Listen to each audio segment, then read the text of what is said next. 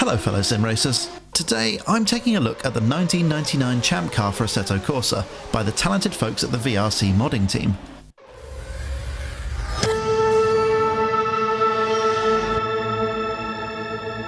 This car is brilliant.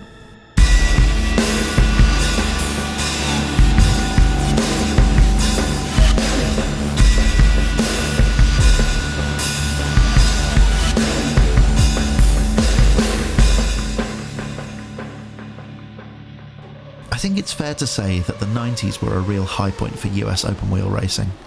Manufacturers, sponsors and driving talent alike flocked to kart en masse, all wanting to be part of a serious racing series in its ascendance. And even after the sport shot itself in the foot in 1996, arguably some of the best racing was still to come. And that brings me to this, VRC's excellent representation of a 1999 champ car. Normally, I'd start a car mod review by talking about how the car drives, which is pretty logical really. But in this case, I think it's crucially important that I manage to convey just how utterly stunning this mod is. Look at it. I mean, really look at it. The modelling is absolutely first rate. The textures are probably the best I've ever seen, and just look at the tyres. There's no question in my mind that this is one of the most detailed cars for Assetto Corsa. The VRC 99 champ car is easily the match of anything that Kunos has produced in the looks department, but you probably want to know how it drives. In short, the VRC champ car strikes a healthy balance between a completely brutal, on-edge machine that wouldn't think twice about stealing your nan's gyro, and a precise, responsive track car that eats lap times for breakfast.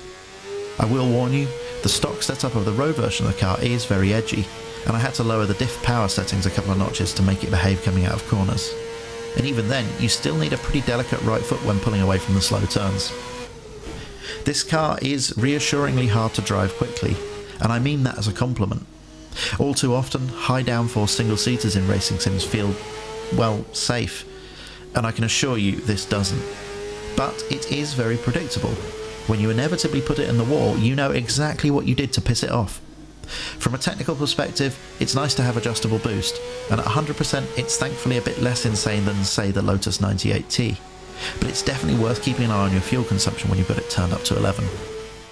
As a final note, it's worth remembering that this car has a mechanical sequential gearbox, and there's no computer to manage rev matching for you on downshifts.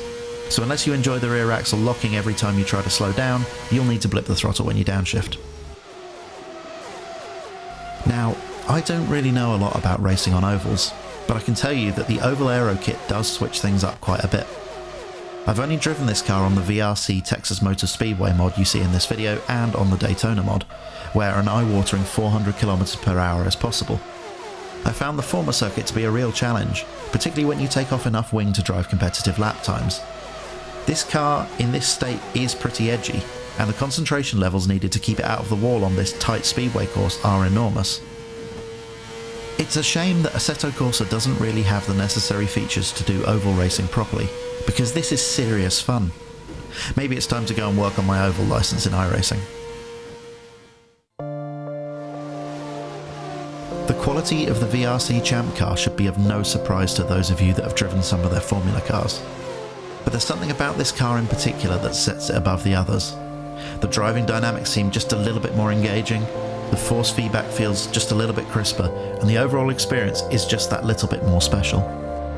There are times where I have to add qualifiers to statements I make in my videos, like saying, "This is good for the price," or "This is great considering the limitations." But with the VRC 1999 champ car, there's none of that.